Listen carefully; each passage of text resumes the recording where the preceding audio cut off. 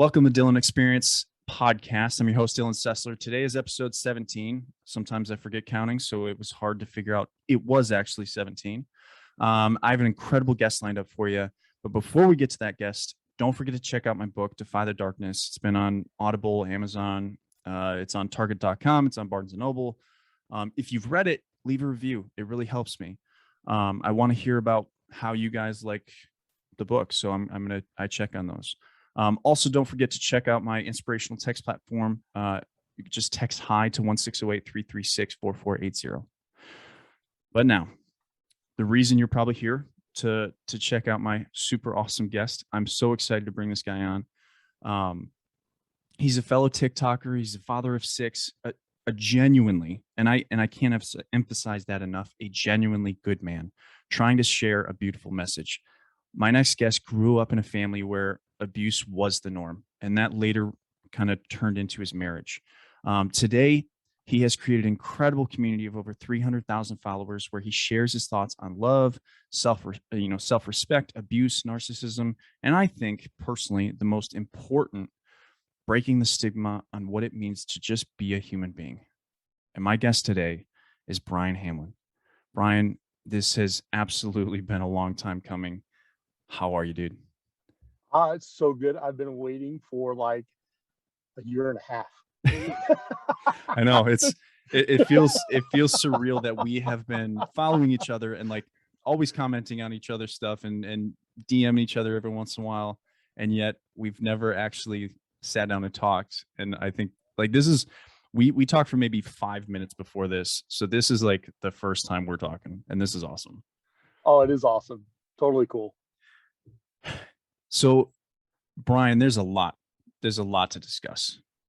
But before we get into the actual discussion, give both me and my followers and whoever's going to listen to this podcast an understanding of what your story is. Tell me about why did we meet, right? Like what brought you to the point where you and I had the opportunity of like connecting and being here.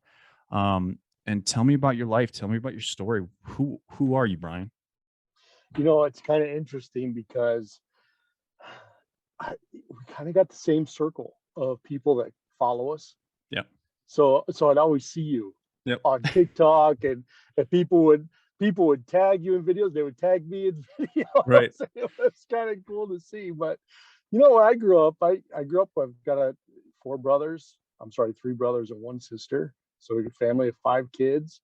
You know, we moved around a lot. I was in the country quite a bit. Family had a farm, and there was a lot of abuse going on in there. A lot of sexual abuse, verbal abuse. I mean, my first few years of my life, I thought my name was Jackass. my dad would, my dad one day he's like, "Hey, Brian," I'm like, "Who is he talking to?" Yeah. "Oh, you're talking to me. I thought my name was Jackass." So that's crazy. Isn't that insane? Yeah. And so that was normal growing up. I thought that was cool. I thought that was funny. I thought it was awesome. You know, my mom, she owned a kickboxing studio, and she took a lot of her aggression out on us as kids. So even though we knew, how to fend for ourselves, growing up in that world was definitely interesting, knowing or thinking that it was normal in life to be abused. I didn't know anything different. My friends, didn't know about it. We didn't talk about it with anybody. I remember running away from home twice. And even when I ran away from home, it was just to get rid of or to get out of the crap that was going on. And my friends had no idea. I just said, I just wanted to get away from my family. That's it. I didn't tell anybody. It wasn't until I got a little bit older, I decided, you know what? I want my life to be different than what it is now. And the only thing that I could think of doing was going on a mission. I was a missionary for 2 years, and it changed. It altered my life. Just put it in a totally different direction. Sure. And I'm so glad I did. And then, I got married. We had 4 kids. We adopted 2, but all through the marriage, there was abuse there as well. it's interesting. It wasn't necessarily from my ex-wife. It was her mom and her dad and the extended family. You know, just saying you're not good enough. Bringing ideas like, this is what I want to do with my life. And hearing my mother-in-law or ex-mother-in-law say, Brian, you're not really smart enough for that. It's dumb and it's stupid. You're gonna look like a fool. Um, until finally we divorced. We were married for 20 years. Wow. And divorced after that. After we adopted 2 kids. So we had 6 total after that.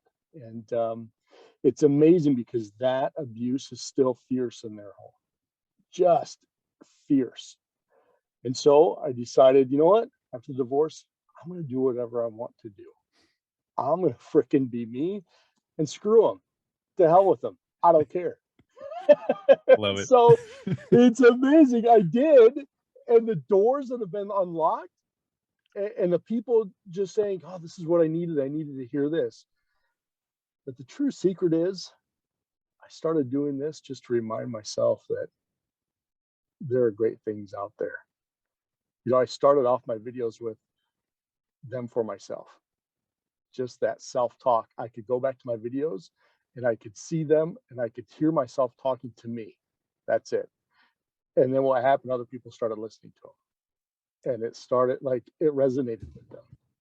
I love that, right? Because, I personally talk about self-talk quite a lot, and it's mostly with clients. I talk about it on TikTok a little bit, but what social media has really offered us is not just an ability to connect with other people, but I'm learning this more and more from influencers. Certainly there's struggles that influencers go through, but there's people like you, right? That really step into it as a form of healing in a sense. And each person is their own, I think, has their own avenue towards healing. And we all have to figure that out on our own. And I think it's really remarkable to see someone like yourself kind of talk about that. And I think we need to get deeper in on that, like the recognition to make these videos for yourself and help yourself grow as a person just by speaking, and using a social platform to do so. So tell me more about that. Like what were you like? Were you speaking to yourself when you did this? 100%. 100%. So as I'm looking at myself and as I'm years and years ago, I did go to therapy. Mhm. I just wanted to end my life. I just wanted to be over. The sexual abuse came out as I was older and thinking, oh my gosh, this isn't normal, and how it stunted everything that I did. Just put everything I did at a dead stop. And then talking to a therapist. And not only that, but what's interesting, who helped me the most was a life coach years ago. Because they cut out all the BS, they Yep. cut out all the labels, they cut Yep. every freaking thing out. And they're like, this is what we need to do. Yeah. And it was amazing what happened. Yeah. And so starting that transformation, geez, 20 plus years ago, and not even realizing it. But then once the divorce happened a few years ago, putting all of that into play and doing that positive self-talk for me, just looking into the camera and talking about superheroes weren't born as superheroes. They were born like you and I. They went through hell and through shit and Yep. all of the crap. And then they came into their own.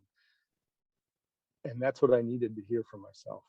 Because self-talk, anybody can tell me till they're blue in the face and I'm a good person, but it's not till I tell myself I'm a good person I believe it that it Yep. sticks. So yeah, it was all for me very selfish. Yeah. But there's Self-love. nothing wrong with that, right? Like Yeah. it's balance. It's trying to create an understanding that you have to be selfish in many ways and you have to be selfless in many ways. And that's kind of how humanity functions, right? And Yeah. if you're too much of the extreme, right? If you're too empathetic, well, guess what? You're going to get abused. If you're too Huge. savage, Yeah. guess what? You're a narcissist, right? Like you have to play that spectrum from the middle if you want to find a healthy relationship with yourself and others. So I 100% agree. it's balance. Yeah. It's so interesting. I love hearing that, like, especially like the life coach stuff, because that's what I do, right? Like Yeah. you know, I don't brand myself as a life coach. I brand myself as a mental health coach because I want to focus on that. Like, I don't want to help you find a job. It's I if I was trying to help you find a job, I'd be like, start your own business, right? Like, Yeah. and it'd be hard, and that's what I would tell you, right? I don't want to do that. I want to help people redefine themselves as a person and build the mental structure of how you look at the world and you create perspective in your life.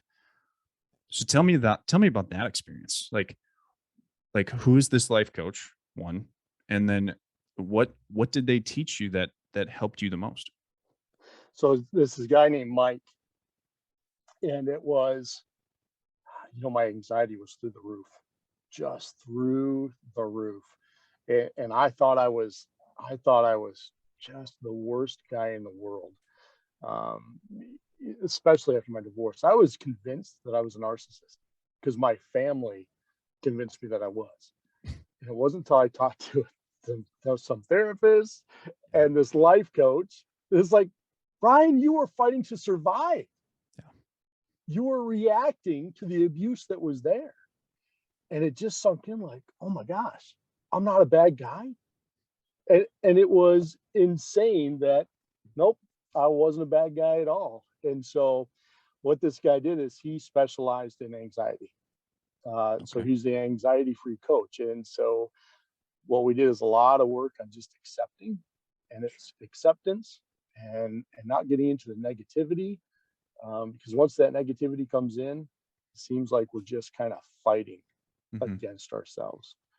And so once I learned that concept, I mean, my life changed, 100% changed. My relationship with my children was better. Uh, with myself, it was better. Um, so yeah, that life coach, Mike, amazing. And what's cool is he used that also in sporting events with professional uh, sporting players. I mean, just pro players. Yeah. He was involved in all of it. It's awesome. Just visualizing ourselves winning, Yep. Yeah. just getting there. You ever read Lanny Basham at all? No, Mm, you'd like him. recommend it. Yep. Let me pull out the book. I only keep a few books close hand. With Winning in Mind by Lanny Basham. So Lanny Basham was a I think it was two-time rifle gold medalist for like Hmm. the U.S. rifle team back in like the 70s. Um, and he just talks about how he built this mental management system that it's remarkable. It's so simple, right? Like it's not overly complicated where you have to um, you know, address your traumas and go into that. It's self-image and addressing like each thought individually, talking about negativity, positivity, right? And it's a piece of the puzzle, right? Like Lanny Basham's not his book is not going to heal any trauma, right? But it is going to help you understand one of the fundamental ways to start to address trauma, and that's really addressing your self-image, because your self-image is so powerful in everything that you do. If you don't feel comfortable with yourself, you're not going to perform, right? It's pretty simple. And Yep. it's and that performance goes on in everyday life. So it's a really remarkable book, and I recommend it for you because it certainly fits that. But I have a question for you, and I think it's probably a pretty controversial question in a sense. But like you said something that was really interesting is that they made you believe that you were the narcissist. And I think today, in today's culture, especially on social media, that there is an almost an overuse of the idea of who is the narcissist. Oh, 100% agree. And so what do you think about that? Like what are your thoughts on that in particular? Okay, my thoughts on people thinking what a narcissist is. There's a specific group of people that are narcissists, Right. specific. And a lot of people think or they say, oh, this guy offended me, or he's just a jackass, he's a narcissist. No, a narcissist doesn't Right. mean that you're just an asshole. You can just be a jerk and not be a narcissist. You Right. can be, I mean, you can be lots of things and not be a narcissist. Right. So many people, it's like, oh, Brian, you said something I don't agree with. That's so narcissistic of you. It's like, what are you talking about? Yeah, did I say something that was inappropriate? Yeah, probably. Sure. It doesn't mean that I Right. was gaslighting or narcissist or Yep. it's like any of that stuff. So it, it's such a powerful word, but it's being overused so much that Right. it's not as powerful as it used to be. But I just think people are overusing it and using it to almost manipulate the situation that they're in. I So agree. And it's so that makes things so tough, right? yes. Because like who for me, like I'm a mental health coach. So when people come into my sessions, like I don't care if you're lying to me, right? Like I'm not here to find the truth, right? I'm Yeah, here to help you find the truth. And and so my goal isn't to determine what truth is the truth. My goal is to ask questions, and it becomes such a it can become such a difficult topic, right? And not just because um not because I'm like looking at these people and like you're a narcissist or you're the narcissist. No, it's because the term narcissist has almost become a trigger word for some people. And the idea of narcissistic tendencies has become like shunned, in a yep, sense, when like the reality of human beings is that selfishness is not narcissism. And so when we start having that conversation about what is narcissism, it becomes really hard to detach the idea of selfishness from the idea of narcissism. And like it's traumatic in a sense. It's like I can be selfish here. I can hold these boundaries and secure them and say I'm this is the hill I die on. And yet it becomes almost traumatic because I don't want to be that narcissist. I'm like, you're not, right? You're holding boundaries, you're securing your borders and saying, this is my territory. You're not overlapping that territory onto someone else's and saying, this is also my territory. Get over it. It's securing yourself. And it's such a it can be such an interesting conundrum sometimes when you're trying to, you know, like I guess the biggest goal for me is emotional regulation. And when emotional regulation cannot allow selfishness, right? Like, or when someone cannot allow selfishness to become part of your emotional regulation, we're at an impasse. And yeah. it's such a hard thing to overcome sometimes. Oh, it absolutely is. I was shocked. I did a video a couple of weeks ago, and the people that called me a narcissist and every name in the book, uh, when I came to defend myself or just to explain, hey, listen, Yeah. I used a word that was wrong. I'm like, I agree with you. I was wrong with that word, 100%.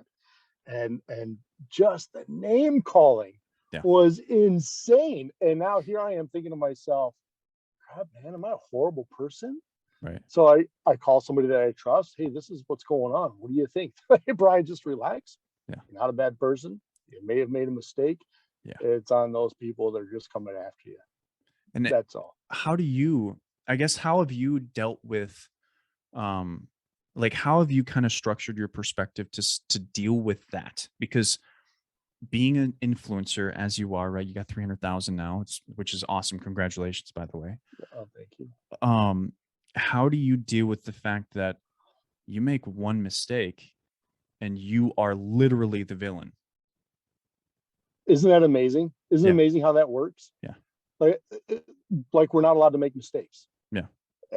So yeah, it's compartmentalizing it. Yeah. It's like, okay, I understand. And almost it's like I just go through sometimes and delete comments, Sometimes I do snap back. I'm like, Yeah. you know what? Here it is. And most of the time it's just, okay, I'm going to ignore it. That's it. But it doesn't take away how I feel inside. Mhm. It's amazing because I'll feel like the biggest tool in the world. And that's on me because I'm letting that in. It's like, I just did one video on how you could have you could be on top of the entire sea and it won't sink the ship unless I just that watched that. that sees it. Yeah. I mean, so it's like, and that's something that I struggle with. So it popped in my mind like, oh my gosh, this is so true because I struggle with that. Yeah. Let me just throw that on there real quick. And so, yeah, just reaffirming to myself that, you know what, Brian, you made a mistake. It doesn't mean you're a jerk or a bad guy or something like that. 9 times out of 10, those people just are there. They're miserable in their own lives, Yeah. which is sad to see. Yeah. Absolutely. They have no idea. Yeah. Um, did you struggle with that in the beginning? It was interesting because I always got pretty good feedback. But yeah, there were times I was like, I'm just gonna quit. I'm gonna Yeah. throw this up. I'm just gonna just what it's not worth it, Right. for my own mental health. And then I've got good friends that are, Brian, just keep going. One in Yeah. particular is, Brian, get your head out of your ass. Come on, let's go. I can't I can't look at you and picture like someone telling you you're a narcissist. Like I don't get it. Right? Like watching your videos, like I'm a pretty good judge of character and I tend to see through people and it's like looking at you and talking to you now and like and getting this kind of interactions like how like how is that what people tell you of all people, right? And like the dedication that you've put in over such a long period of time for people to tell you of all people you're a narcissist. It baffles me. Like it Well, truly fucking baffles me. and I appreciate that. And so, same. I'm baffled too. And here's what's interesting that happens. It always takes me back to a place. I remember years ago standing in my kitchen, my ex mother-in-law standing there and saying, Brian, you don't deserve to live with your own children through the eternities. And I thought, man, so I asked her to leave my house. And I Good. said, it's time for you to go. And then feeling totally just incapable of being a good father at that point in my life. And so for some reason, it's that one little point that it always brings me back to. And that's the one sticking point that I think now has given me power is, oh yeah, check this out. I mean, Yeah. I've got a great relationship with my kids. And so when people come after me and say, Brian, you're a narcissist, like I've got a guy, I've got a guy now he's devoted almost his entire TikTok to, Mhm. downloading videos of me and calling me a narcissist. And you know how like they'll play a clip and then they'll put their own 2 words in and they'll Sure. play another clip. Oh yeah. Yeah, the guy's got like 3 or 4 videos like that. And he's got like 20,000 followers. And Interesting. so yeah, and what's interesting, people will come to me and say, hey Brian, there's this guy out there. Yeah, I do. I know. I went on his page once and I called somebody out on a comment that it's funny because you and we have to be careful. Mhm. It's like larger accounts, we can't just willy-nilly go on people's videos and make a comment. Like thought I was totally justified in making a comment, but somebody tagged me in, and the person ran with it. And so that's where the narcissism comes in. And you Mhm. think about it and say, and I looked at this guy's account, and it was all about people being narcissistic. So I'm going through it. I'm thinking, oh man, this guy, if people really pay attention to what he's doing, they can see the abuse and the toxic behavior that's actually there. And I don't even know the guy's name. It's like, Yeah. it's like, it's amazing that, do I think he's narcissistic? No, I think he's just kind of a lonely guy that is just doing things for views, really. That's all. Um, clout chasing, things like that. But it does affect us a little bit. Mhm. For me, it affects me a little bit. thinking, okay, there's a guy out there that hates me. I grew up caring a lot about what people thought of me. Like, I didn't do a lot of things because I thought, okay, am I going to think, or are they going to think that I'm stupid for doing this? So I just wouldn't. Yep.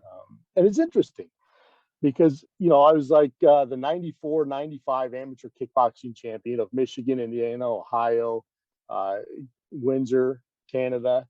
And still I did that because I thought that's what I was supposed to do. Not because I wanted to do it, just because I thought, okay, this is just what we do in my family. Yeah. And so it's amazing. Even the positive things can become negative when people start accusing. Yeah. It's such a fine line that I think that we have to kind of stand upon, is like, because I'm not, for me, I'm so purpose based that, like, I can't, I'm so introverted that I just don't want to consume content. Yeah. Like, I do not want to get lost in that. Sometimes I do. Like, it's rare though. Like, I don't, like, I've got to be in a pretty bad place for me to consume a lot of TikTok content or Instagram content or any kind of content, right? The only time I do consume is very much for learning about what I want to talk about or what I want to share, because I'm like, okay, this is what I'm seeing, and I want to Yeah. talk about this. I want to have that conversation. Because you know me, I like to have hard conversations, make it open. Yeah. And so when I comment, it's like, I could give two fucks if someone else takes that comment and goes, across the world with it, because I'm not here to argue with people. I'm here to share my opinion. And it's not an opinion that's better than anyone else's, because I know something that I guess some people just don't. We don't have the fucking right answers, right? Like, Exactly. there's still people that think the right answer is fucking flat earth, right? Like, That's right. there's still people that believe that. Is that right? I don't know. Do I have the perspective to say it's right? I don't fucking know. I feel like it's pretty fucking round though. And so I feel like it is too. and that's my opinion, right? I'm going to live with that. And so everything that we think about, like everything that we have, even gravity is theoretical still, right? It's all Yeah. theoretical. Yeah. Even science is saying that, like, all the things that we think are true, that we think are facts, are theories. Yeah. And that's the reality of the world, is that we think we are right all the fucking time. Oh, yes. And we're not, right? We have proven that throughout history that we are fucking wrong 95% of the time, until we find something that says, oh, hey guys, it's not this way. Guess what? The world's not flat. Like, here's some pretty big evidence. Like, there's a whole picture of this whole globe we're spinning around, and, like, we're not the center of the universe like we used to think, right?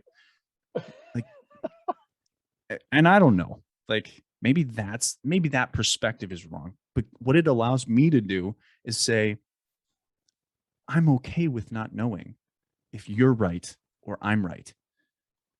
And that gives me, like, you were talking about acceptance earlier, that allows me to accept things instantly, right? So when someone messages me or puts a comment on my page and to say, like, you're wrong, like, maybe.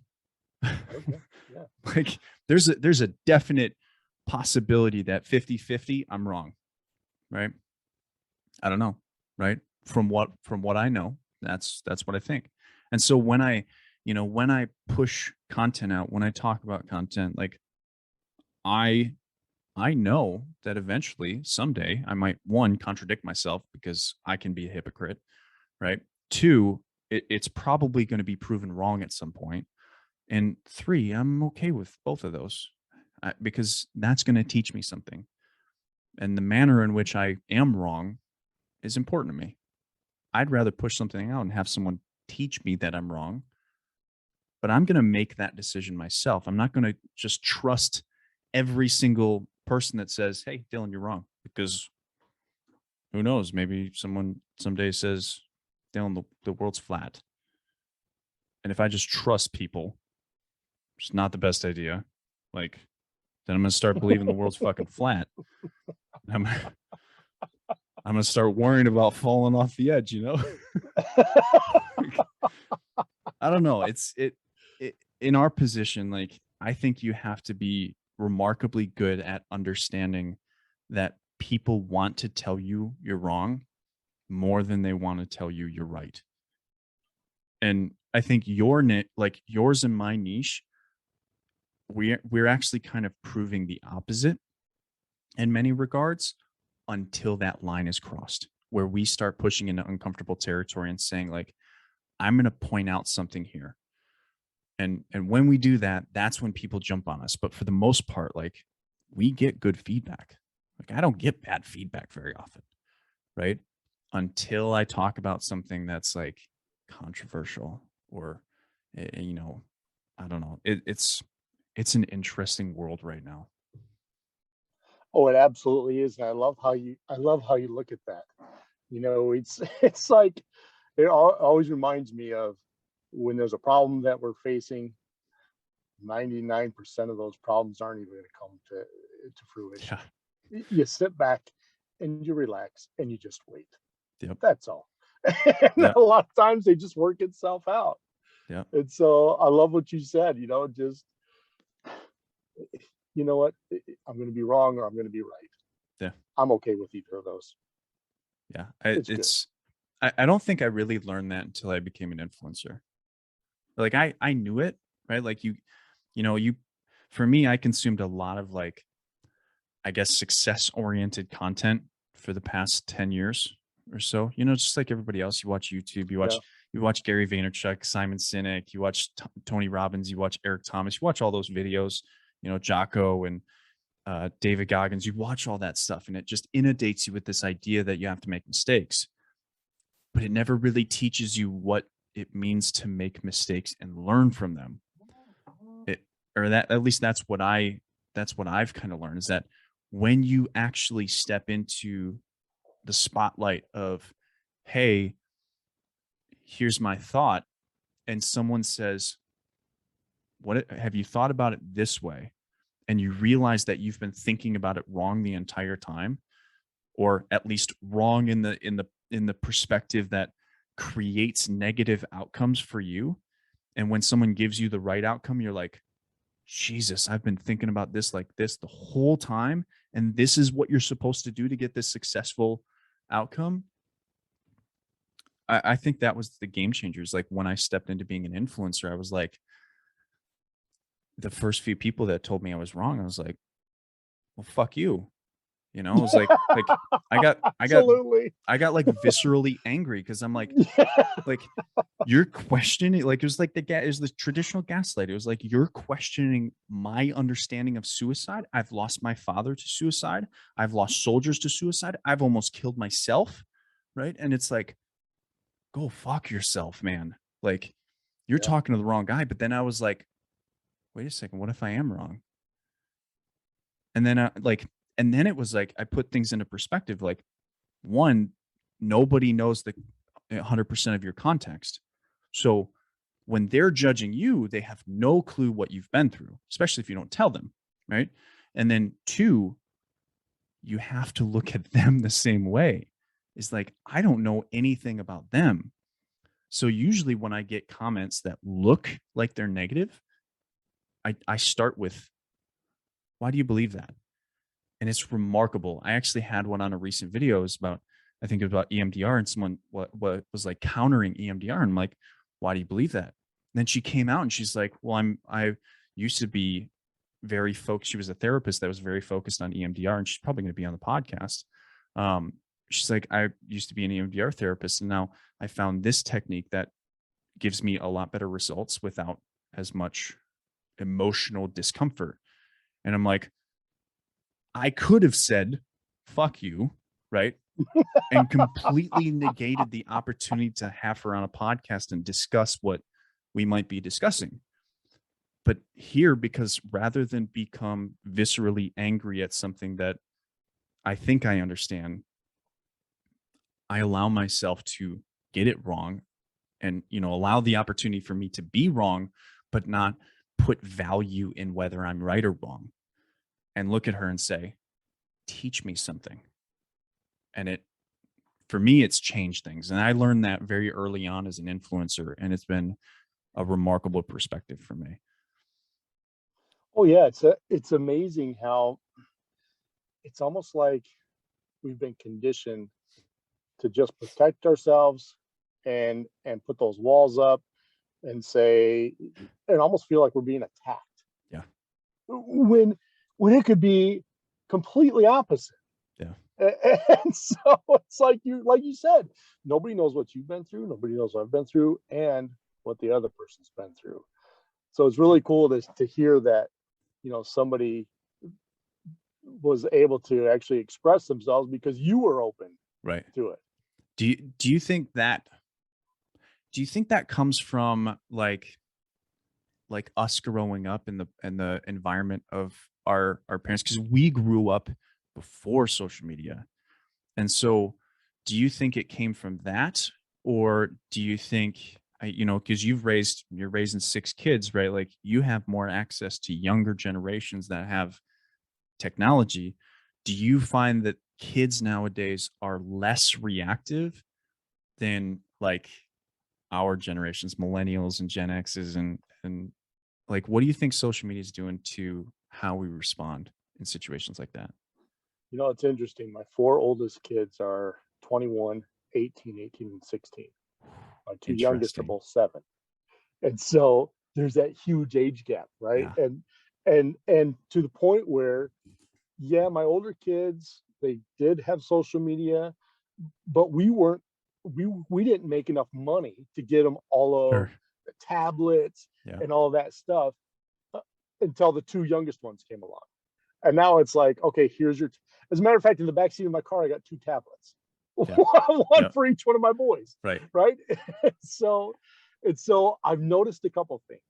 One is my 4 older kids, they believe that people are there to love them. That's it. For some reason, something worked out in our favor, and they just believe that. However, they are reactive, very reactive. 2 youngest boys, you could say whatever you want to, and they kind of look at you like, oh, whatever. So it's like it's a totally different world. Same family, Yeah. different world. Yep. Totally different world. Even parenting with technology is 100% different. Yeah. It's like I remember being so stressed out. No, you can't be on social media. You can't be on social media. It's a horrible thing, which it absolutely can be horrible. Yep. And devastating. Like I've seen my boys, it's like we put parental restrictions on them. They work around it. Yep. It's like they'll change time zones. I'm like, you're 7. How do you know this? Yep. I mean, they'll do everything to get around. Yep. And so, and what I have noticed though is once that social media time is up, or we say, hey, listen, we got to get off the tablets. There's an addiction there. They become just a little bit angry. Yep. And aggressive towards that. So yeah, I think there is a difference. I mean, you and I, when we grew up, I didn't have a cell phone. I didn't even know what a cell phone was. I think I got mine when I was like 17. Yeah, yeah, exactly. So my mom was like, you are going to use this to call me if you ever get in trouble. I'm like, I don't get in trouble. Like, but okay. Right. And it was that Nokia brick. Like you could throw that thing against the wall and it would break through the wall, It's like, oh, you see that brick wall over there? You want it broken? Here, let me use my Nokia. Exactly how it was. Yeah, I mean, like I played Snake on it. That was about all I used it for. Oh my gosh, Snake! Yes, the little brick snake here. Yeah, dude, it's great. It was like my favorite thing. Like I can't believe they don't have Snake like on every phone like they have Solitaire. Like it's amazing. It is amazing. Like you do not totally need amazing. this incredibly complicated video games that you have now. You give me Snake in about 12 hours and I will make that thing spiral around to the center. You got skills. Oh yeah, I love that game. So your family dynamics, right? Your kids, I should say, is interesting because you have four, right? Obviously the age gap. You've got four that are biological and two that are adopted. What's that Yeah. like? Very interesting. The two youngest boys, they've got three boys, three girls, Mm-hmm. and so they've got four moms, and they think it's hilarious to teach them how to talk like teenagers. So I've got when they were toddlers walking around talking trash, Of course. just talking like course. teenagers, which was fantastic. But here's what's interesting. So they were both addicted to stuff when they were born. Lucas was addicted to crack. Lincoln had alcohol in his system. Lincoln Jeez. was diagnosed with cancer when he was 2, and then he's got cerebral palsy. And so to see the kids pull together is amazing. Now, don't get me wrong. The three older girls love to harass the boys. Of course. They think it's the funniest thing to get them riled up sometimes. But when it comes down to it, the love is there, and it's amazing. And we don't keep anything from the boys. They're adopted. Mm-hmm. They know they're adopted. They know that their names were different when they were born, and it doesn't change that dynamic at all. Mm-hmm. And here's what's interesting. I never thought when I became a foster parent, because we fostered a ton of kids, I never ever thought that I'd be able to love somebody, another child like my own. So then these two boys come into our lives. I'm telling you what, there is nothing more special than seeing somebody come into my life that's not blood related, but to have that exact same love where I would die for them without even questioning. It's like, God, this makes me emotional. And so I love them. I love them more than anything. And sort of my other kids. I mean, family does not come from marriage. Family does not come from being born into something. Family comes from the pure love that's shared in a bond that's shared between people. There's that love that's more pure than anything else in this world. And once we share that love, nothing can stop each other from helping each other out. Nothing. And so it's been a huge learning experience for me, and one that I've been so grateful for. I don't think there's anything more beautiful than true, genuine human emotion. And that's it. Like right there. Right. If more people connected with, especially more men, connected with what you just did and what you just showed people is 100% acceptable, important, right? Because someday your kids might watch this and they might recognize like the genuine emotion that you share with people, and that it's like, you're not a narcissist because you're not weaponizing it, right? You're not overstepping boundaries, right? And you're not pushing into people and telling them what to do. You are sharing what you want to share, and if people accept it, wonderful. If they don't, it's not your problem. And I just this is why this has been so long overdue, because your ability to just feel that and not feel ashamed of it is the most important thing that I think you've probably ever done with your life, because you're going to teach your sons really important lessons with that. Because I do the same, right? I'm in the same boat as you, right? Like I'm a stepfather, right? And I treat him as my own, and Amazing. And he sees it, right? Like he knows that I'm not his father, but yet he also knows that I give him everything that I can to support him, to guide him. I don't tell him whether I'm right or wrong, or I try not to. And I have those emotional conversations. Like, he knows, my son is 10 years old and he knows about my story. He knows about the suicide. He knows about my dad's suicide. I don't keep anything from him. And Uh, what I think, what I think that has really allowed me to do as a father is open up my son to absolute honesty. He comes to me with things, right, that like I would never have come to my mother with, right? And it's not to say that my mother wasn't the same way. Like, she was honest with me as well.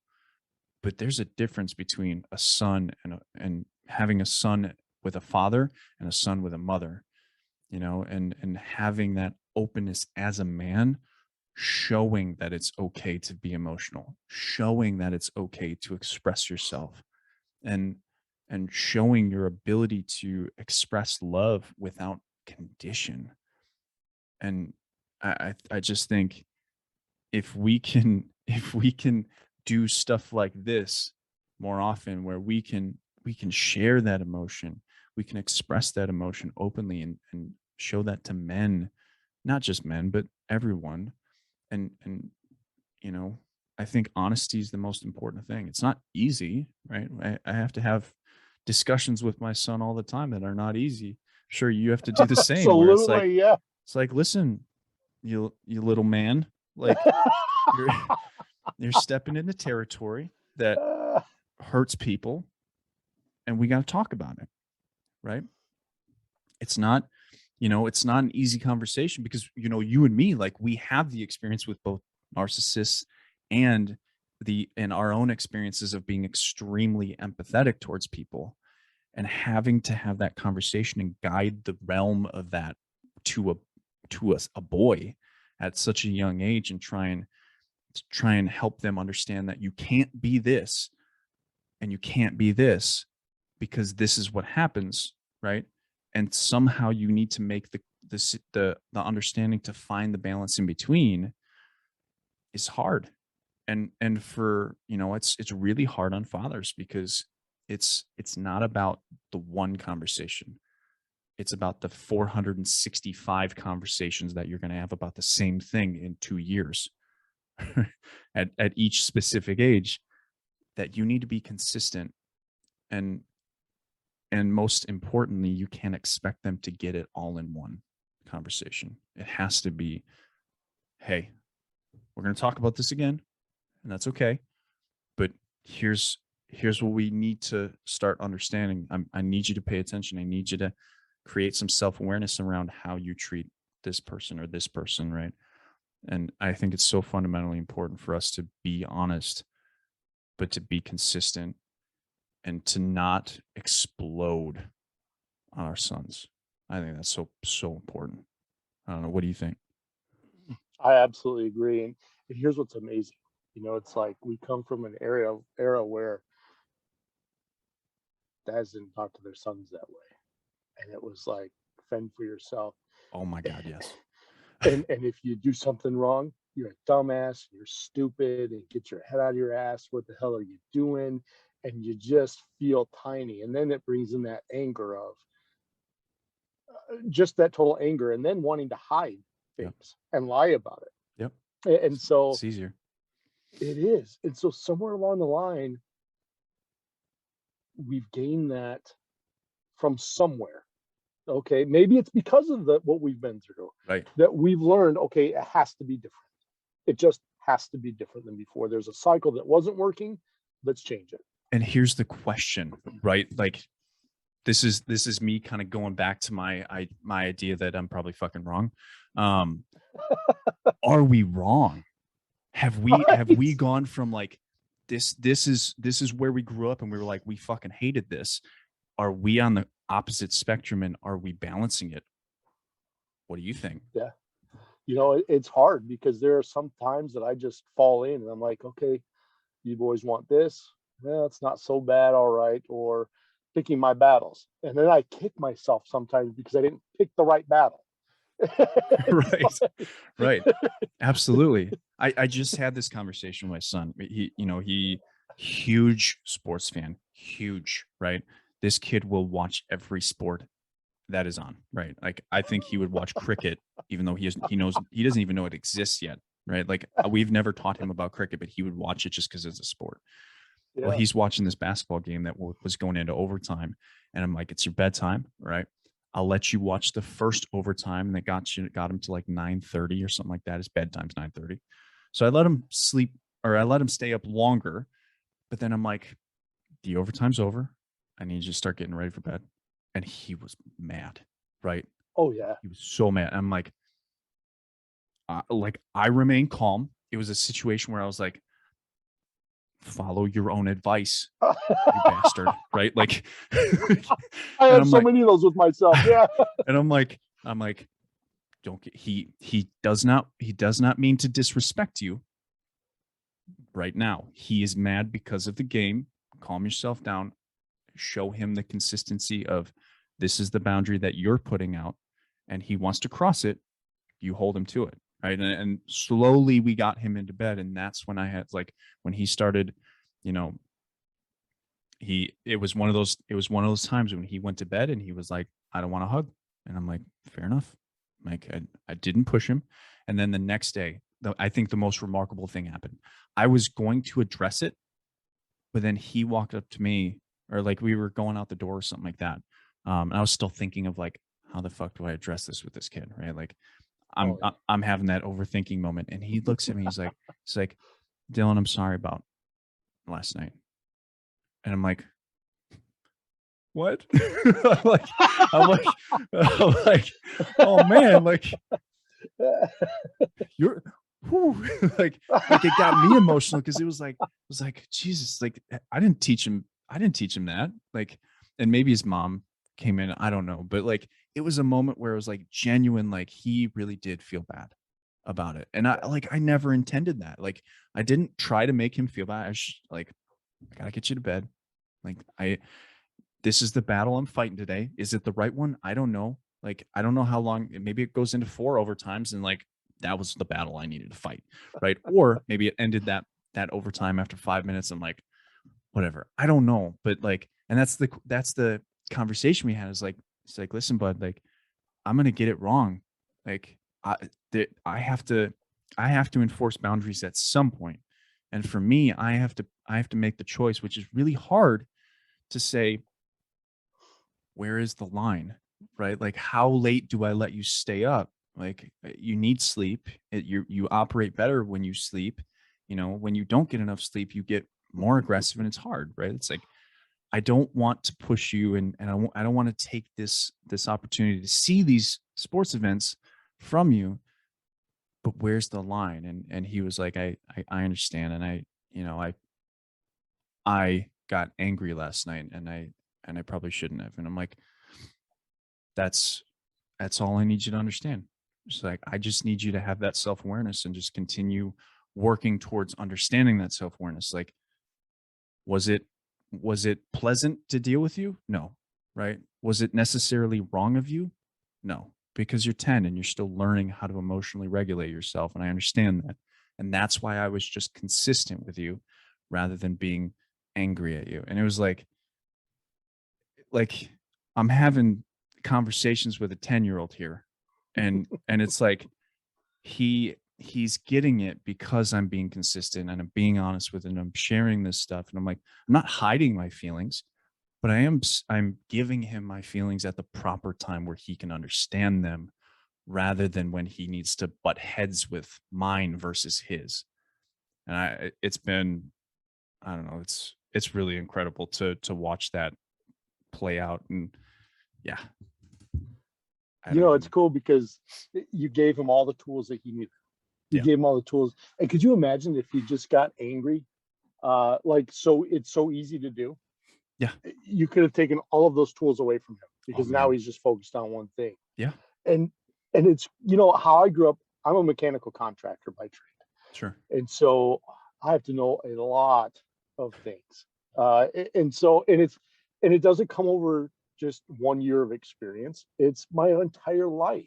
Yep. And so people ask me, Brian, how do you know how to fix so many things? I said, well, because because I've tried this and I've tried that and I've tried this. And now I'm pulling from over here and I'm pulling from over here. Yep. And I'm kind of putting it all together into one thing, saying, okay, if I do this, I know this will happen. If I do this, I know this will happen. Yep. So it's just like our emotions. It's like, okay, I remember I dealt with it like this one time, and this is how it happened. Uh, and I think having all of our emotions in check and going through things that we've been through, we kind of understand that what the outcome is going to be, even though sometimes we don't we don't react the way that we want to. Right. Uh, but I think, I think of that like with your stepson. I mean, you've been through a lot of shit and you saw exactly Mm-hmm. what the results were, and able to pull from this area and pull from this area and just say, okay, keeping ourselves in check is the hardest thing to do. Yeah, Oh absolutely. my gosh, it's hard. It's it's the goal. It's like, with my mental health coaching, like that's my goal. Emotional regulation. That's it. Yeah, Right? Like you're allowed to feel angry, but you might want to pick tactically when you are angry, yeah, because if you're angry at the wrong time, you're going to implicate yourself in a lot of issues, right? And you don't want to do that. Like it was funny because like I watched a TikTok the other day that was, some therapist had like made fun of trauma dumping on the first session or something like that, and someone had like made a reaction video to it. Um, and it was like instantly, I'm like, yeah, I fucking agree with this person that's making the reaction, saying like this is terrible, because if you want to be angry, a therapist is a really great place to do that, or a mental health coach or something like that. Because I want to bring someone in and say, "Are you mad? Yeah, good. Feel it. What would you yeah. have done if you could have unleashed that anger on them? If you punch them in the face, cool, right? Like, good. What's that feel like? Feels good, right? What would it have felt like afterwards when you recognize that there was, like, that gets you in trouble? It's like not so good. So then your brain literally just killed off the idea of punching them in the face, right? Right. But it's still important to feel it. It's like that's what your brain is good for. Your brain takes those ideas that you have of like punching him in the face feels like a really good idea right now. And then it overthinks it and says, what happens after? What happens following? What happens next? And what your brain's going to do is say, that's a bad idea, when you have the right experiences, right? And you can choose to learn from other people's experiences, or you can choose to learn from just yours. Either way is a plausible option, but guess what you're going to learn faster from? When you start learning from other people's mistakes and reflecting upon your own with them, then you can start saying, well, I know how it turned out for him when he punched somebody in the face, and I don't feel like having an assault and battery charge. So I'm going to get angry. I'm going to vent on someone. I'm going to discuss it with them. And that's it. Right. And then, it's having that ability to emotionally regulate yourself is such a powerful, like so powerful these days that it's remarkable. Oh, it absolutely is. And it's like a lot of people don't understand that sometimes emotionally regulating ourselves is an all day process every day, Mm-hmm. where it's people are like, oh, how can you just not get upset at that? Well, you don't know if I'm upset at it or not. Yeah. I know how I feel inside, Yeah. and I'm just ready to kill somebody right Yeah. over this. But you know what? It is what it is. Yeah. So a lot of people think if they just go and talk to somebody one time, Yeah. they're like, oh, I'm cured. I should be cured. No, no, no. This is a No. lifelong thing of learning how to just control ourselves. Yeah. But when we do, holy cow, is it free? It's, Oh my gosh, it's amazing. it's, you know, it's, it's perspective for Yeah. me. Like, that's what my book is about. It's like, you can, you can sit with all of the feelings that you've ever felt. And that's what a lot of people do. That's why people overthink constantly. It's because I have I have retained this feeling from this trauma that I know causes, if that happens again, it causes me stress. So I'm going to hold on to it I'm going to pay attention for it. And we become hyper vigilant because of it. And we just keep adding on. Well, I also felt this feeling, right? Like this person cheated on me, so I have to remember not to trust people. Well, this person beat me, so I have to remember not to trust people even more, right? This person gaslit me, so I've got to pay attention to how people talk to me. And it ends up being this massive, like you're carrying your fucking house on your back, trying to Oh, say, yeah. trying to sort everything out in your mind.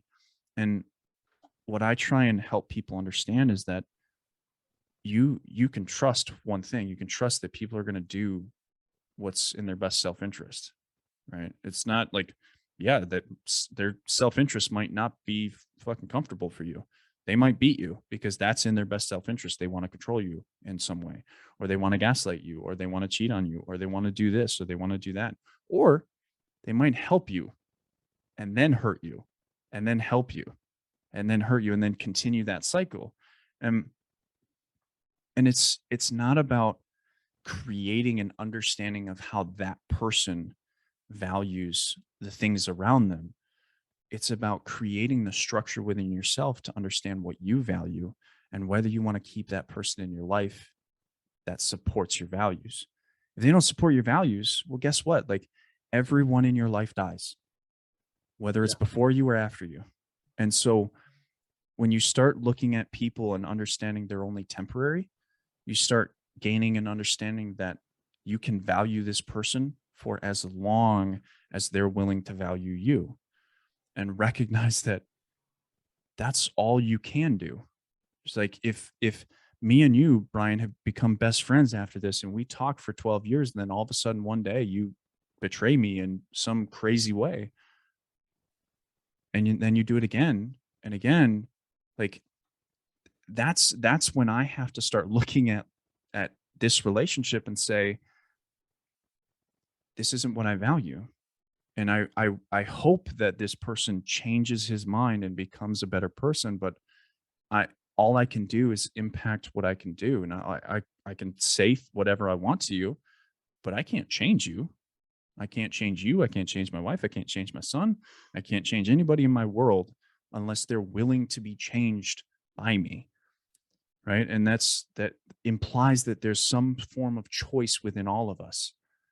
Right. And so if you are creating an implication for yourself that other people control you, you're choosing that in a way. And that's not, I don't look at that as a bad thing. It's just a thing. It's just what happens because sometimes you're taught to believe that. Sometimes you're taught to create that.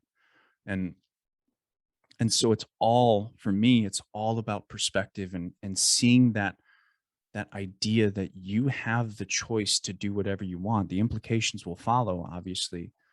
But when you start valuing yourself first and you start recognizing that you have value in here, when you apply your values to you rather than to other people and how they think of you, you start really making great headway on who you want to be. I love it. It's choice and accountability. Yeah. We're making that choice. There was a lady that I was talking to, and she she got pretty upset with me because I said, we're in charge of our circumstances. We are. Whether we like it or not, we can always change it for the good or for the worse.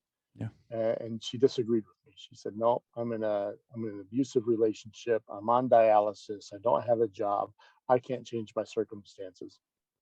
So, well, first of all, let's look and see what you think is abusive. Is it abusive? Really? I mean, a lot of people think it's abusive because somebody else don't think the way that they think.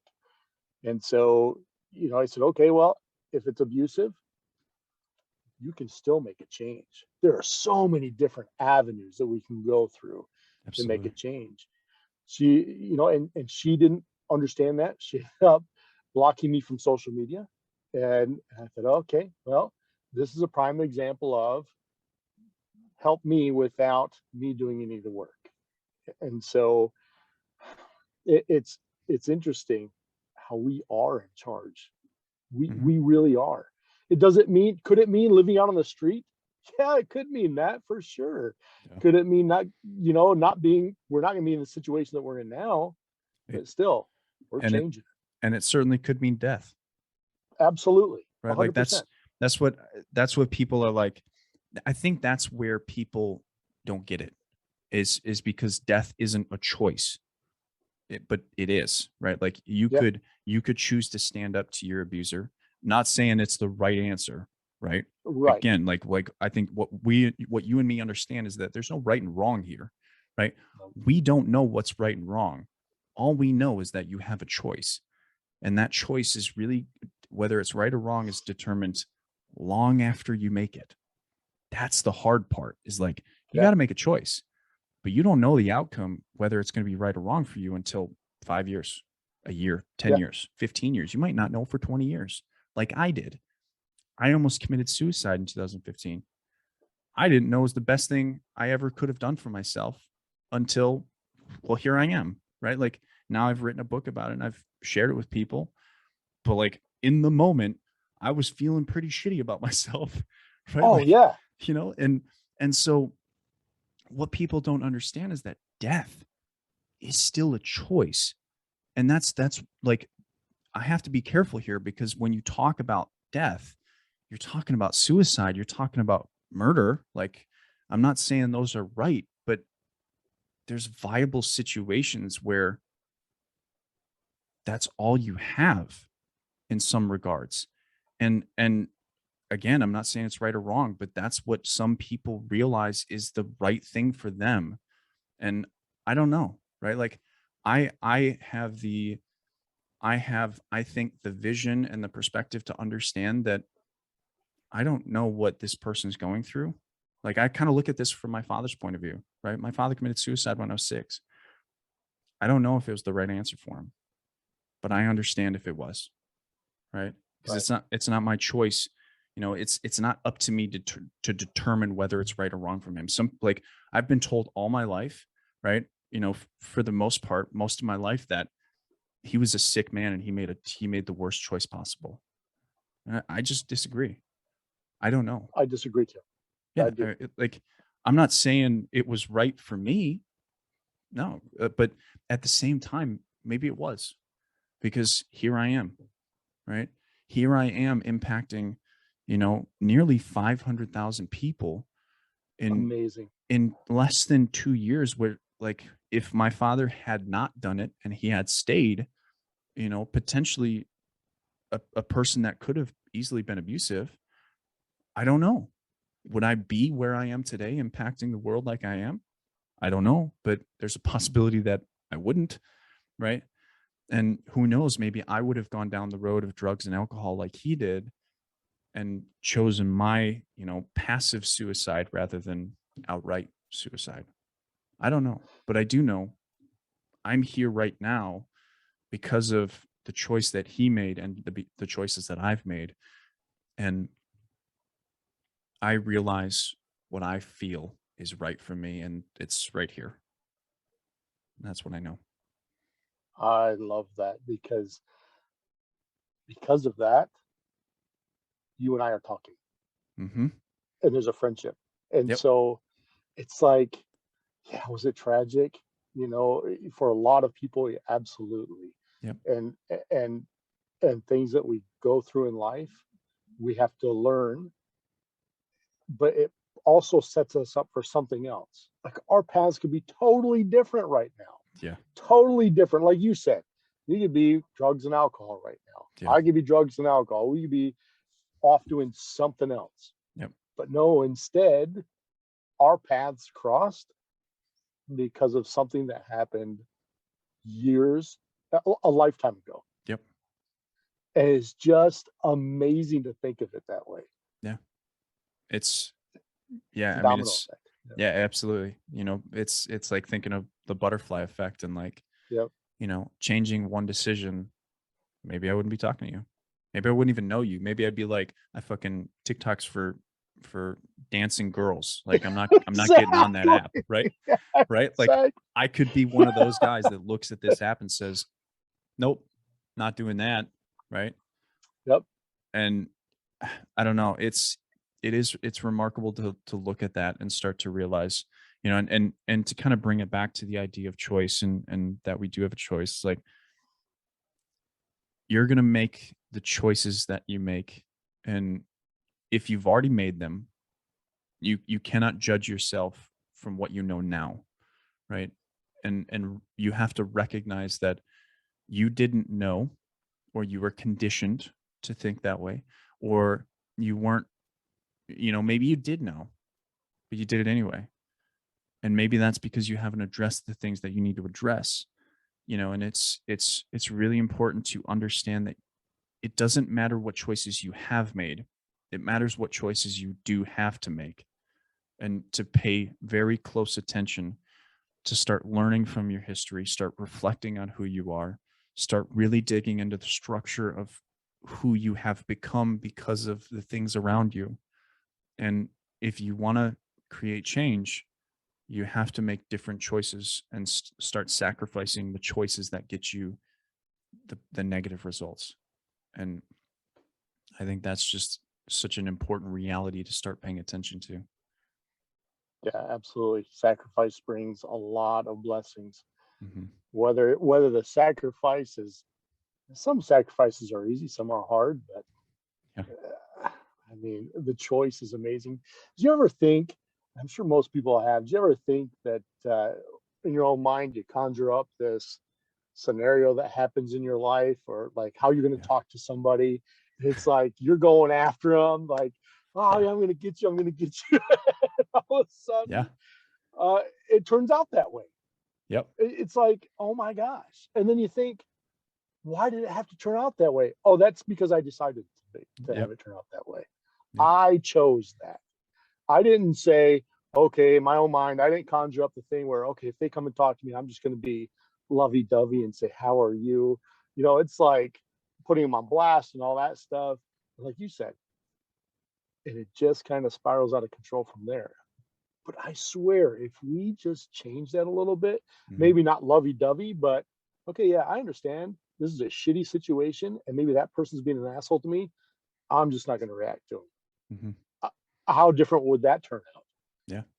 It's It's just, it's I love the choice. it's putting your values first. Yeah. You know, like I think one of the most, I posted about it today on Instagram. Like, one of the most important things I think I do with clients is define values, right? Like mine, empathy, right? Empathy can go very vastly different ways. If you have Oh, too huge. Yeah. much empathy, oftentimes people take advantage of you because you create a habit out of doing what other people need from you, right? Hmm. And it can be, you know, if you look at it and you recognize that, what you'll start to see is that you place value. Where do you place the value? If you give too much empathy, far more often than not, is that people place the value in how people see them rather than what you are giving, right? I Yes. define empathy as listening to understand. It's a very important distinction, because listening to understand is not necessarily giving myself to them. It's giving my time and attention and my care to them, right? My compassion. It's I'm giving them an opportunity to speak, but I'm not changing anything.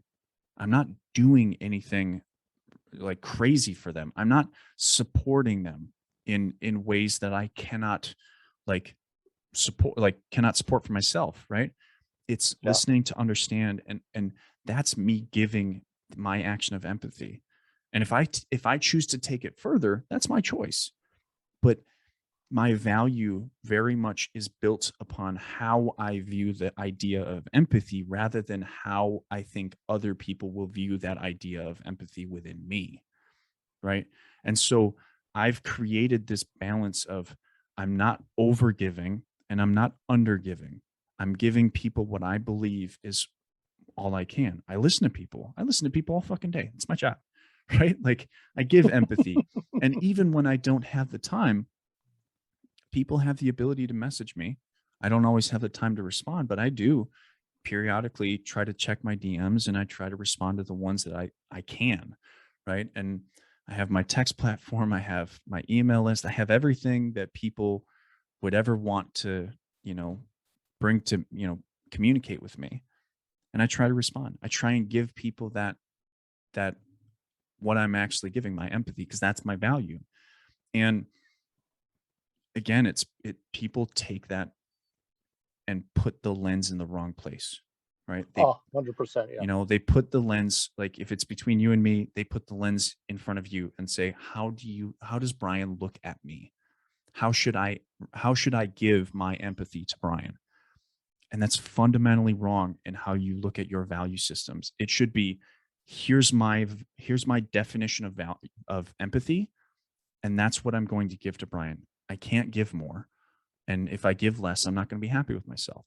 So I'm going to give him this opportunity, and I'm going to listen to understand him. And you do that with every single, right? You do that with respect, you do that with courage, you do that with integrity, and you start to build this idea. This is what I can give. This is what I can't give. And I have to sacrifice the understanding that I can't give more. I'm a human being. I can't give everything. And so you learn to sacrifice what is not within your value system, and you make decisions based on what you can give. And it becomes super simple, and you don't pay attention to the bullshit. It's amazing. It is amazing. There's so many people that say, "Oh yeah, empathy. You have to give everything. Empathy, Brian. How do you not die having so much empathy? Oh, it's because I realized who I am and what's needed in my life. That's how. Yeah. And if somebody steps over that line, well, that's okay. They can step over that line, and now I just don't deal with that, or I let them know, hey, listen, stop. And does my heart break for them sometimes? Yeah. Yes, but it doesn't mean I'm coming to their rescue. Yeah, absolutely. I have a joke for you, by the way. I'm ready. Why did the narcissist cross the road? Why? Because they thought it was a boundary.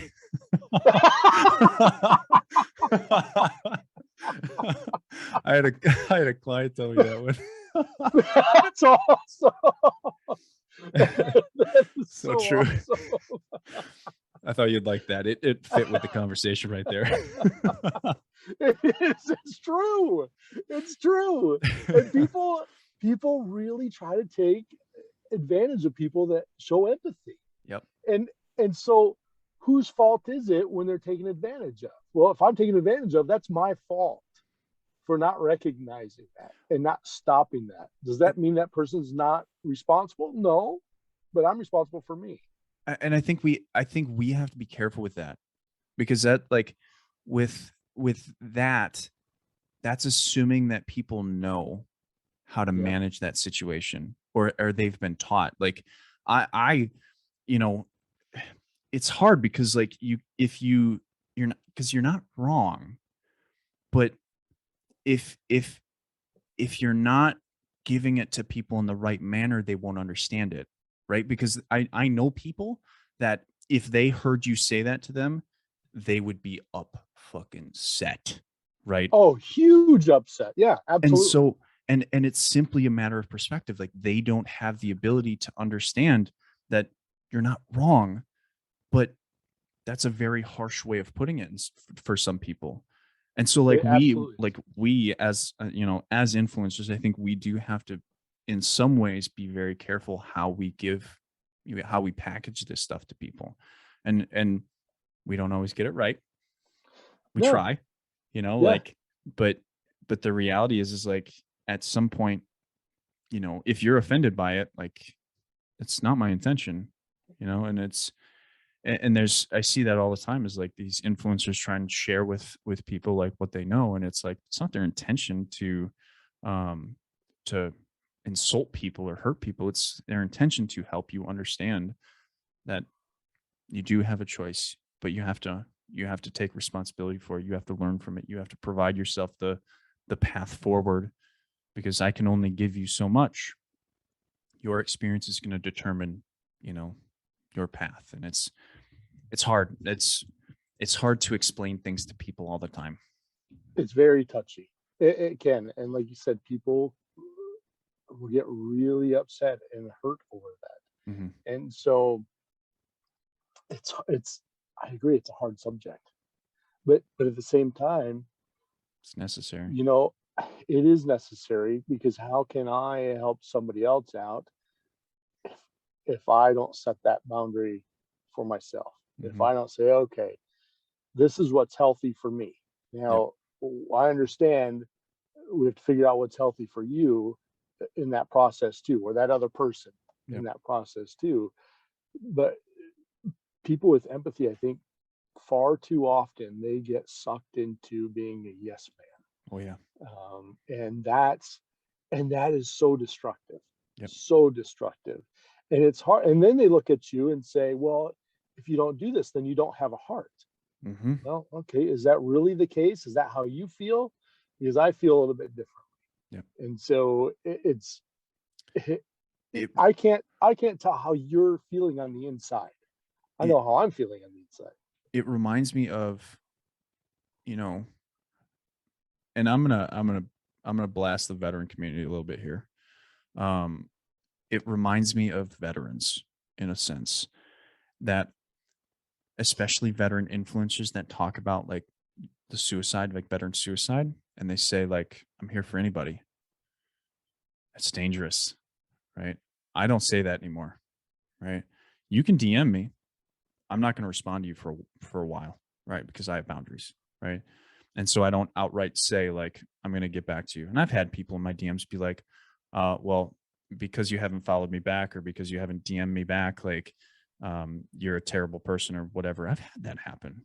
I'm like, I'm sorry. Like it's, but veterans, I see veterans do it a fucking lot. And especially to really good-hearted veteran influencers, where they'll be like, well, you said your DMs are always open and I DM'd you and you didn't respond, so now I'm just going to go commit suicide. And it's like, fuck man, like Yeah. the expectation, and putting that kind of guilt on someone is like, why? Like Right. why? What goes through people's minds that they go down such a dark road with, you didn't respond to me, so now I'm going to make my decision your responsibility? No, the suicide is not the problem that we're talking about here. The problem is that you've been taught that that's okay to place responsibility in someone else's hands, and not to mention all of the shit that you have dealt with in your past. That's where the problems are. And you're addressing this problem with this person that knows nothing about you, and I'm not saying it's just a veteran problem, and I'm not saying it's a massive veteran problem. It's just something I've seen more with the veteran community than I have with civilians. And it still happens with civilians too, right? Like it's just a suicide is such a, it's a hard fucking thing. I will say that. It's a It hard is. topic, and I understand why people don't want to talk about it, don't want to discuss it, and that's why I talk about it, because I don't give a fuck. And You but at have to this, you have to have that attitude. right, and at the same time, it's like it's so hard, because you Yeah. say the wrong thing to the wrong person, and their life literally could be done because you said it wrong. Yeah. And Because you it's said it wrong. Yeah. and it takes a lot of, I having done what I do for a long time, and I've sat with people on a Zoom call, um, who were literally about to go, right, pills in their hands and everything. It's like you have to have a fucking lot of perspective to support what you're about to watch, and understand Yeah. that it's not my fault, right? So, and I know that, right? Like I watched my father walk out of my house, at 6 years old, having cried and telling him not to leave. And I blame myself for 19 years because of it. And Wow. when I watch people go through the things, I'm honest with them, right? And I know that I might witness something that is terrifying, and yet I'll do it. I'm not afraid of it, because at the end of the day, I have to understand that this person who might be 45 has had 45 years without me. And I Yeah. imagine like if they had 45 years with me, they wouldn't be that person. And so this one meeting does not put all of the responsibility of their death on my heart. So it can't. That's not fair to me. And that's a, like, for empathetic people, like empaths and whatever you want to call yourselves, like the wounded healers, the healers, whatever you want, the reckies, I don't care, whatever you call yourselves, the people with extreme amounts of empathy need to understand that concept if you want to be, one, successful, because success for me in this field is very determinative of whether you can bounce back from losses or not, because you cannot win every fight, right? There are clients that I will do everything I can for them, but that battle might have been concluded a long time ago, and I'm just the last one to try. Sometimes I get it right. Sometimes there's nothing that could have changed that, and you're going to lose. I completely agree. Like, you know, it's like having empathy. Sometimes people are their own worst enemy. Yep. I'll never forget a guy that did commit suicide after we talked, and how much I took that on myself. Yeah. And then listening to people say, like, I was a wuss. You know, he took the easy way out. Oh, are you kidding me? Are you kidding me? It's like, what, why would you even say that? You know, it's like, you have no idea what it took to get to that point. Yeah. And he was in his 50s. I mean, it's people like that are the problem. 100%. Is because 100%. you haven't lived the life that I've lived. So I don't get why you have to be such a bitch about all of this stuff. Like, you should just be able to get over it. Like, you don't understand what wasn't taught to someone on how to manage your emotions, how to, like, not to mention, like, not just managing emotions, but not to mention the trauma that often goes, like, unsaid, right? Like, it's unsaid. Yeah. It's remarkable to me that, you know, I have clients that I will work with for a long time. Like, I had a client the other day that I've worked with her for probably 4 months, if not more. And she finally just told me something that I didn't know. Like, I'm probably the closest person to her. And she withheld that information because she was afraid of what I'd think. And that's fair. That's absolutely, like, I was like, I understand. Like, yeah, I get it. And but it's still, it's like, it doesn't matter if you are if you have the most comfortable person you are ever going to be with in front of you. They're like, you don't know, like, that trust. If it's not there within yourself to trust that person with it, you're not going to say it. Even if you know this person is a good person, like, I'm trying to be a good person. I'm trying to be the best thing I can for these people. And I have to understand, you know, as that person, to understand that doesn't mean they're going to trust me. It's not my right to expect people to trust me. I show what I show. I do what I do. If you trust me, let's do the work. If you don't, let's do the work. Right? Like, you know, either way. And if people don't have that mindset, guess what? Those people will never open up to you. Those people will never, and it's remarkable to watch people get upset about it, right? Well, this person didn't tell me anything. Or did you create the environment that allowed them to be open? Were you honest with them? Did you share with them emotions? No. I don't know what to tell you. I do. And people still don't tell me. So it's, you know, I'm not blaming anybody, but at the same time, like, you have to understand the circumstances are, it's 50-50 in every relationship. In this relationship, it's 50-50, where you show me something, I show you something. Yeah. That's it. Everyone, if I do something, it might have been you. If you do something, it might have been me. So that's how relationships work, right? Absolutely. Yeah. And a lot of times people will test the waters with something small that's important to them. Yeah, we have no idea what it is. Yes. It's like, okay, I've tested it out. okay, here's the water. Okay, we're safe here. Yep. I'm going to wait a little while. I'm going to test something else out. Yep. I'm going to wait a little while. And all of a sudden, boom, Yep. there's the bombshell. Okay, now we can really get to it. But it took all of that time to build that trust. Right. I mean, I think building relationships of trust is the most important thing that we can do. You know, there's building relationships of trust and finding out. Yep. It's and then the work can begin. But the work has started the entire time it was Right. going. And here's a question for you. What is your thought about when that trust is broken? Can it be mended? You know, I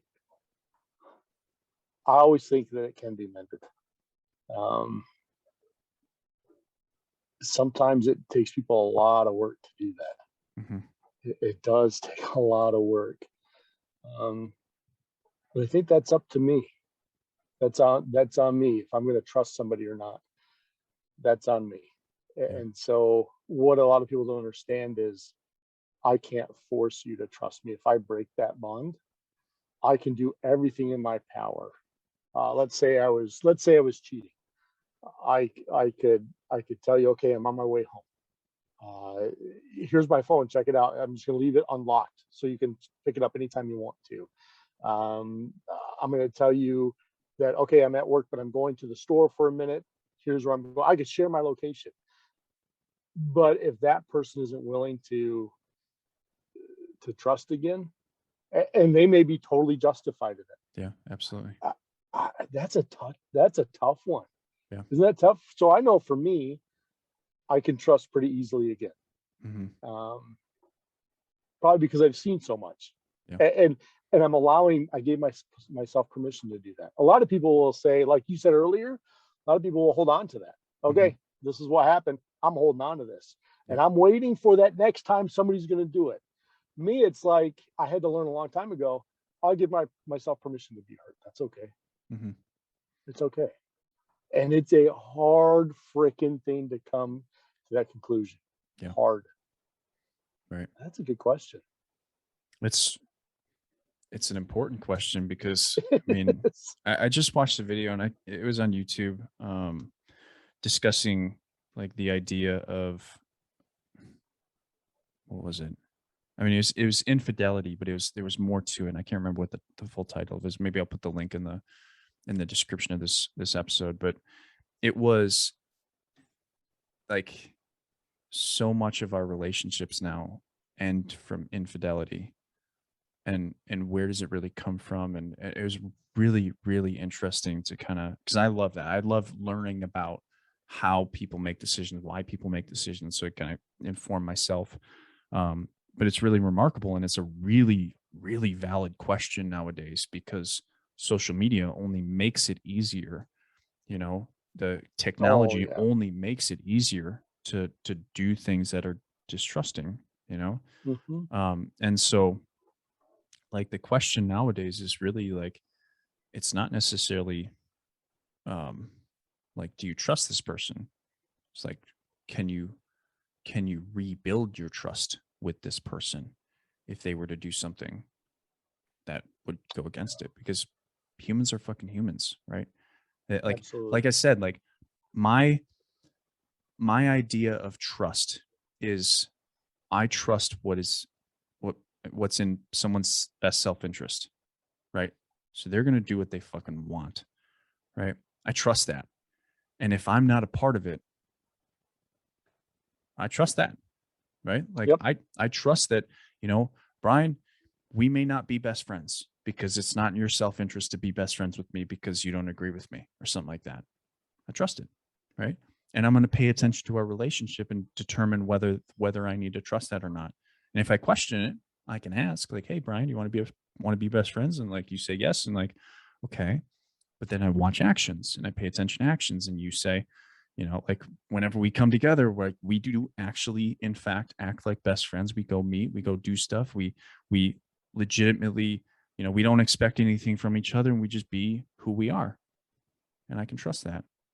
But then all of a sudden something changes and I start to trust that your self-interest has changed. And so I trust it, right? And so I'm never really looking at you and saying like, you're the problem, because you have self-interest and you're going to do what you want. And so if our self-interest diverges, that's fine, because I'm sure there's other people that converge on my self-interest. And I think people have a shelf life, right? Whether it's literally within your life, like, Brian, I'm going to meet you here in 2020 and 2021, and we're going to talk until 2027, and then you're going to fall off the radar for me for the rest of my life. Or you might end up dying in 40 years, and we talk until the end, Yeah. and I think people have a shelf life in your life, and it's not about keeping rotten food, right? Or rotten friends. It's about Yeah. understanding, okay, this one is just going to, this rotten fruit is going to infect all the rest of the good fruit. So I need to get it out of my pantry, and start creating relationships that you understand, man, and just accept that, live with that, enjoy people for when you have them, Acceptance is key. Yep. Just accepting is key. Facts. Yeah. Well, what do you think? We've been talking for almost 2 hours now. Oh, wow. Time flies. Yeah. So do you want me to close this out with the final question? We can continue this another time, or do you have any final thoughts or more thoughts that you want to bring up? I think I'm good with what we've got. Okay. So then I'm going to ask my final question. I know Alright. you've been thinking about it, because I don't normally give it to people, so you're lucky. Whew. But if there was a message you could leave the world, what would it be? When I was 21 years old, I was complaining about something. And and and this is when I was a missionary. So I was in charge of training all the missionaries. And so there was 200 of us. And I was really pissed off at something. And I remember one of the older guys came up to me and he said, "Brian, keep your own backyard clean." I'm like, "What are you talking about? Keep your own backyard clean?" And he's like, "Here you are upset about all this stuff, and you're almost doing the exact same thing." He goes, "Worry about yourself is what I mean. Worry about yourself and then worry about other people." He said, "Because when you start worrying about yourself, you can clean up your own backyard and then you can start focusing on other people." So I think that was a really good hard lesson, is that I've got to worry about myself and then I can worry about other people. And it goes along with that. At that exact same time, I learned that an unconditional love has more power than anything in this universe. And it doesn't mean that I'm going to lay over for somebody. And unconditional love means giving the hard truth. It means holding somebody when they need it. It means being there. And it means sometimes letting them figure out for themselves what it is. So taking care of my own stuff first, and then having that pure love for other people. I think those are probably the two most important lessons that I've ever learned in life. Perfect. I love that. I think this is my favorite part of this whole podcast, is that I get to listen to like the most incredible words of wisdom from people every time. Like, I'm always excited for the end, because I love hearing the message that people would leave, and you nailed it on that one. Well, It's been fun. Brian, I mean, we're obviously going to do this again. Oh, for Obviously. sure. I hope so. We have to. There's many more things that we need to talk about, and Yep. I'm sure we'll figure out another time. I'll be in touch with you. I got a lot going on the next month or so. I'm going to try and put this one out tomorrow, but yeah, man. Thanks for coming on. Thanks for sharing your wisdom, and thanks for always being the great man that you are. Any final words? Thank you. No, just that you're incredible. Like freaking incredible. You know how long I've been watching you? It's like you do some life-changing stuff, and it's awesome. So thank you for helping all of us. I appreciate it. It's, Yeah. you see, I don't even know what to say sometimes to that, because like I would be going against my own wisdom. I just told Terry Kim, my last podcast episode, that like you are a hero. Like he doesn't think he's a hero. And I'm like, you are a hero in your own way for sharing the stories of people that need to be remembered. And when people say stuff like this to me, I'm like, you're not a hero. And yet it's not my place to know whether I'm a hero or not. And Yeah. so when people tell me like, I have to be like, they are right in a way. And I don't like, it doesn't That's feel right right. for me, you know? It And I'm sucks being like, humble sometimes. it's like, but it, you know, and what I was trying to help Terry understand is that I think it's okay to accept that. Yep. You know, it's okay for me to feel like I am a hero to people, because I am. I know that. I know I am. You are. But I don't, but it's also, it's balance, right? I'm not going to step out and be like, I'm the best thing in the world, because I'm not. I'm just Call the media. Yeah. call the president, man. I got a message, right? But like, yeah, like I can understand who I am, and I can understand who I am for people. But I have to know that I do this for me, right? Just like in a So sense, important. you do it for you.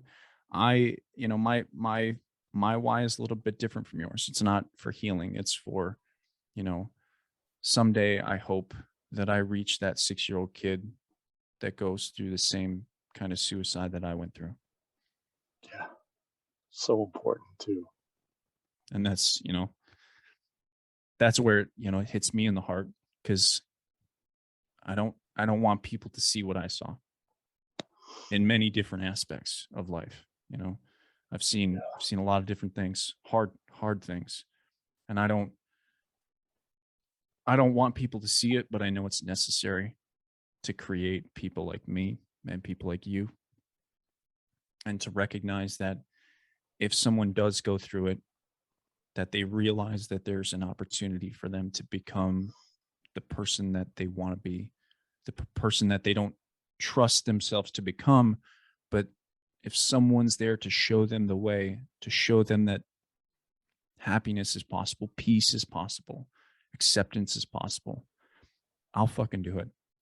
Yeah. I'll take the lead. Right? Yeah. Yep. So, I love it.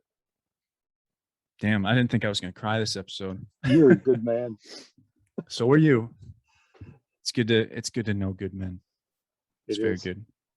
And more to come, man. More to come. But let me call this episode to a close. Guys, thanks for joining us on this week's episode of The Zone Experience. This one was special. I it's been a while since I've actually felt something on an episode, and this was a good one. Join us next time. I don't know when that's going to be. I got a crazy month ahead of me. But once I sort things out, and I'm sure I'll have another episode up, we'll see you next time on the Dylan Experience. And that's it.